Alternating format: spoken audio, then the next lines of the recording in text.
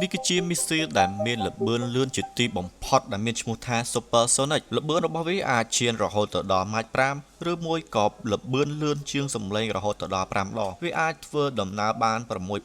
6174គីឡូម៉ែត្រនៅក្នុង1ម៉ោងវាមានសមត្ថភាពខ្ពស់ក្នុងការវាយប្រហារឲ្យចំគោលដៅដោយល្បឿនយ៉ាងលឿនរបស់វាអាចគេចចេញពីប្រព័ន្ធការពារដែនអាកាសមួយចំនួនបានយ៉ាងងាយស្រួលលក្ខណៈពិសេសរបស់វាអាចបត់បែនឬមួយក៏ផ្លាស់ប្ដូរគោលដៅបានមិនដូចជាមីស៊ីលធម្មតានោះទេវាអាចហោះនៅក្នុងរយៈកម្ពស់ដែលទាបដោយអាចគេចចេញពីប្រព័ន្ធរ៉ាដាឬមួយក៏គេចចេញពីប្រព័ន្ធការពារដែនអាកាសធ្វើឲ្យប្រទេសដែលជាគូសត្រូវពិបាកនឹងចាប់សញ្ញាក៏ដូចជាស្វែងរកវាណាស់ដោយលក្ខណៈពិសេសរបស់វាមួយទៀតគឺវាអាចផ្ទុកនៅក្បាលគ្រាប់អាវុធនុយក្លេអ៊ែរបានវាគឺជាអាវុធដ៏ខ្លាំងនៅក្នុងយុគសម័យទំនើបរបស់យើងដែលអាចវាយប្រហារចំគោលដៅយ៉ាងជាក់លាក់ដែលប្រទេសមហាអំណាចធំៗនៅទូទាំងពិភពលោកកំពុងតែអភិវឌ្ឍនិងបង្កើតវាឡើង